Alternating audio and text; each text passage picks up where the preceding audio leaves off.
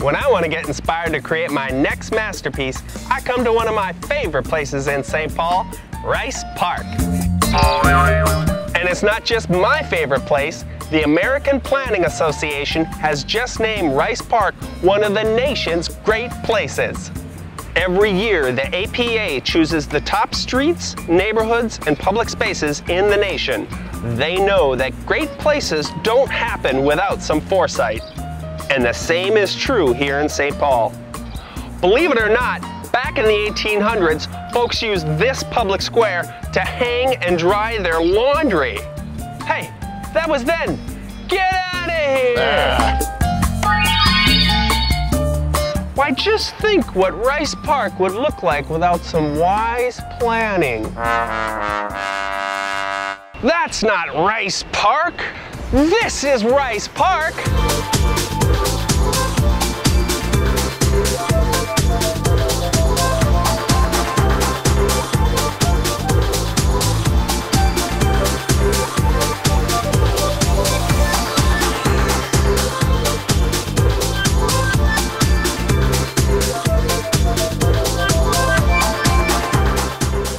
Rice Park is a favorite location for downtown workers to get out of the office on their lunch break.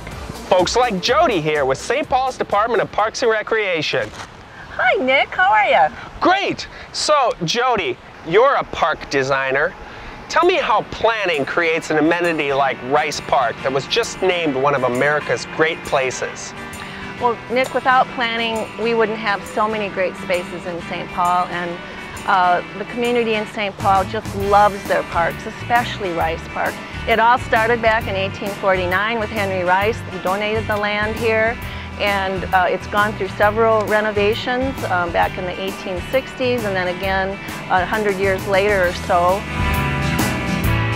So back in the 60s, the park was generally laid out in the configuration you see here today, with the main plaza and the walkways going to the corners. The fountain was designed at that time. There were steps, so these rings that you see here in the park were actually steps at that time. So then later, when we did the renovations in the 80s now, we removed the steps, and you see this nice flat plaza here today, so it's accessible for everybody. We also added lighting and all the benches and the new pavement. The fountain was renovated also as recently as 2000. Why do you think Rice Park made this list? Nick, look around you. This is a fabulous, fabulous site right in the heart of the city. You can hear the buses in the background, you can see the activity, but yet it has a really quaint, comfortable feeling, and people just love spending time here. You forget you're in a big city. Thanks, Jody. Thank you, Nick. I'm gonna go see if that hot dog guy is still around. Good luck.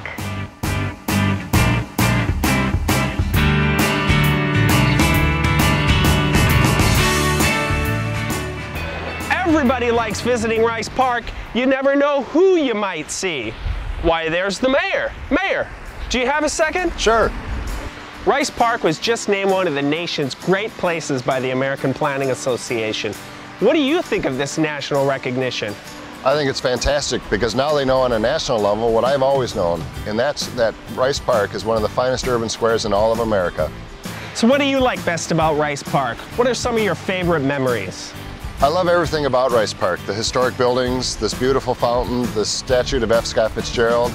But I love it when it's filled with people, like at the Winter Carnival for the ice sculptures, when there's a hockey playoff game, which we need to get more of. But my favorite memory is when Bill Clinton was at the St. Paul Hotel and he sent a security guard down to get a hot dog from the guy on the corner. That says this is a great place if Bill Clinton can get a hot dog here.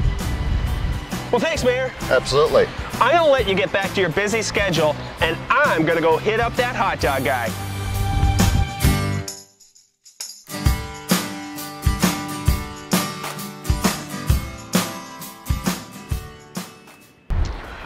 I know that Rice Park is one of St. Paul's greatest places, and now the rest of the country knows it. If you haven't taken a stroll through the city's public square lately, come on down. It's in the heart of downtown.